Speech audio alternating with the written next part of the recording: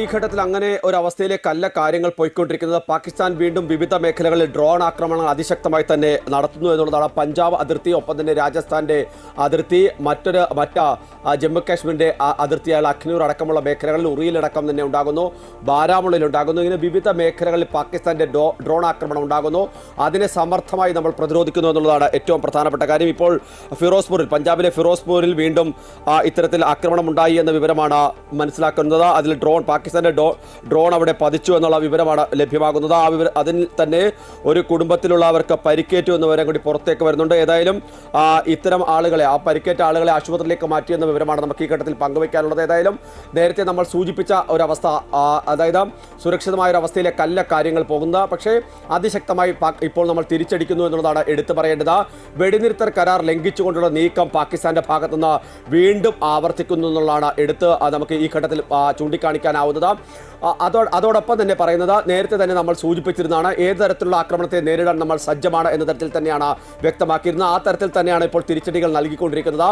പാകിസ്ഥാന്റെ ഡ്രോണുകളെ പരമാവധി ചെറുത്തു നിർത്താൻ നമ്മൾ ശ്രമിക്കുകയും തിരിച്ച് കൃത്യമായി തന്നെ ആക്രമിക്കുകയും ഒക്കെ ചെയ്യുന്നുണ്ട്. ചിലയിടങ്ങളിൽ മാത്രമാണ് പാകിസ്ഥാന്റെ ഡ്രോണുകൾ പതിക്കുന്ന ഒരു സാഹചര്യം ഉണ്ടാകുന്നത്. ബാരാമുള്ളയിലടക്കം പാകിസ്ഥാന്റെ ഡ്രോണുകൾ നമ്മുടെ വ്യോമാതിർത്തി കടന്ന് ഇങ്ങോട്ട് എത്തിയപ്പോൾ വളരെ കൃത്യമായി തന്നെ നാം തിരിച്ചടിച്ചു എന്നാണ് മനസ്സിലാക്കാൻ കഴിയുന്നത്. ഏതായാലും ശ്രീനഗറിൽ ഇപ്പോൾ വീണ്ടും അലർട്ട് ഉയർത്തിയിട്ടുണ്ട്. ഒപ്പം തന്നെ സിഗ്നൽ അലാറം മുഴങ്ങിയെന്ന വിവരം കൂടി ശ്രീനഗറിൽ നിന്ന് വരുന്നു. അങ്ങനെ ഓരോ സ്ഥലത്തേക്കും പാകിസ്ഥാന്റെ ആക്രമണങ്ങൾ വ്യാപിപ്പിക്കുന്നു എന്നുള്ളതാണ് എടുത്തു പറയേണ്ടത്. ഇത്തരം കാര്യങ്ങൾ സംഭവിക്കും, അതായത് ഇത്രയധികം തിരിച്ചടി ഉണ്ടായിട്ടും പാകിസ്ഥാന്റെ ഭാഗത്ത് നിന്ന് ഒരു പിന്നോട്ട് പോക്കും ഉണ്ടാകുന്നില്ല. മാത്രമല്ല, മറ്റൊരു കാര്യമെന്ന് പറയുന്നത്, പാകിസ്ഥാൻ സേനയെ ഉപയോഗിച്ച് ഇത്രയും മോശമായ രീതിയിലൊരു നീക്കം നടത്തുന്നു എന്നുള്ളതാണ്. അതായത് ഒരു യുദ്ധത്തിലേക്കോ അല്ലെങ്കിൽ അത്തരമൊരു ആക്രമണമല്ല പാകിസ്ഥാൻ. ഇപ്പോഴും ജനവാസ കേന്ദ്രങ്ങൾ ലക്ഷ്യമാക്കി സേനാ വിഭാഗങ്ങളുടെ നേതൃത്വത്തിൽ ഒരു ആക്രമണം നടത്തുക എന്ന് പറയുന്നത് ഒരു രാജ്യത്തിന് ചേരുന്ന രീതിയല്ല. അത്തരത്തിലൊരു നീക്കം പാകിസ്ഥാന്റെ ഭാഗത്തുനിന്നുണ്ടാകുന്നു. അത് അന്താരാഷ്ട്ര സമൂഹത്തെ അടക്കം നേരത്തെ ഇന്ത്യ അറിയിച്ചിരുന്നതാണ്. ആ ഒരു അംഗീകാരത്തോടു കൂടി തന്നെയാണ് തിരിച്ചടികൾ നടത്തിക്കൊണ്ടിരിക്കുന്നത്. അതോടൊപ്പം തന്നെയാണ് മറ്റു ചില നീക്കങ്ങളും ഇപ്പോൾ പ്രധാനമന്ത്രി ഓഫീസിന്റെ ഭാഗത്തുനിന്ന് ഉണ്ടായി എന്നുള്ളതാണ് നമുക്ക് മനസ്സിലാക്കാൻ കഴിയുന്നത്. പ്രത്യേകിച്ച് മുൻപ് സൈന്യത്തിന്റെ പ്രധാന ചുമതലകളിൽ നിന്ന് വിരമിച്ച ആൾക്കാരുമായി പ്രധാനമന്ത്രി കൂടിക്കാഴ്ച നടത്തിയെന്ന വിവരം കൂടി ഈ ഘട്ടത്തിൽ പുറത്തു വരുന്നുണ്ട്. അമ്പിളി, പ്രശാന്ത് സൂചിപ്പിച്ച പോലെ തന്നെ ഗ്രാമീണ മേഖല ലക്ഷ്യമിട്ടുകൊണ്ടാണ്, അതുപോലെ തന്നെ സൈനിക കേന്ദ്രങ്ങൾ ലക്ഷ്യമിട്ടുമാണ് ആക്രമണം. പത്താൻകോട്ടിലെ സൈനിക കേന്ദ്രങ്ങൾ ലക്ഷ്യമിട്ടു എന്നുള്ളതാണ് ഏറ്റവും അവസാനം വരുന്ന റിപ്പോർട്ടുകൾ. ഒപ്പം തന്നെ അഖ്നൂറിലും കനത്ത വെടിവെപ്പ് നടക്കുന്നുണ്ട് എന്നാണ് മനസ്സിലാക്കാൻ കഴിയുന്നത്. നമ്മൾ കരുതിയിരുന്നത് ഇന്നലത്തോടു കൂടി ഈ പ്രശ്നങ്ങൾ അവസാനിച്ചു എന്നാണ്. എന്നാൽ പാകിസ്ഥാൻ വീണ്ടും പ്രകോപിപ്പിക്കുന്ന ഒരു സാഹചര്യത്തിലേക്കാണ് പോകുന്നത് എന്ന് തന്നെയല്ലേ മനസ്സിലാക്കേണ്ടത്?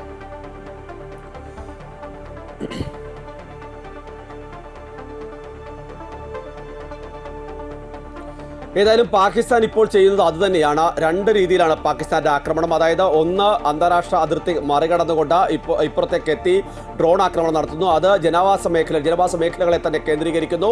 മറ്റൊന്ന്, സൈനിക താവളങ്ങൾ ലക്ഷ്യമാക്കിയുള്ള നീക്കങ്ങൾ നടത്തുന്നു. പക്ഷേ പത്താൻകോട്ടിലും അതുപോലെ തന്നെ മറ്റു ചില മേഖലകളിലും ഇത്തരം നീക്കങ്ങൾ പാകിസ്ഥാന്റെ ഭാഗത്തുനിന്ന് ഉണ്ടായിരുന്നു. അതിനെ വളരെ കൃത്യമായി തന്നെ സാംബയിലടക്കം ഇത്തരം സാഹചര്യം ഉണ്ടെന്നാണ് ഏറ്റവും ഒടുവിലായി ഇപ്പോൾ ആർമി വ്യക്തമാക്കുന്നത്. അവിടെയെല്ലാം തന്നെ വളരെ കൃത്യമായി തിരിച്ചടിക്കാൻ കഴിഞ്ഞിട്ടുണ്ട് എന്ന് സൈന്യം സ്ഥിരീകരിക്കുന്നുണ്ട്.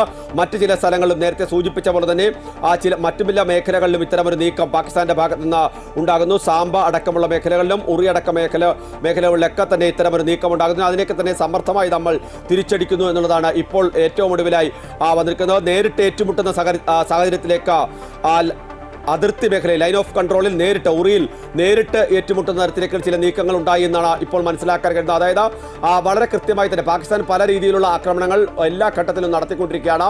സമർത്ഥമായി നമ്മളതിനെ നേരിടുന്നു എന്നുള്ളത് കൂടി എടുത്തു പറയേണ്ടതാണ്.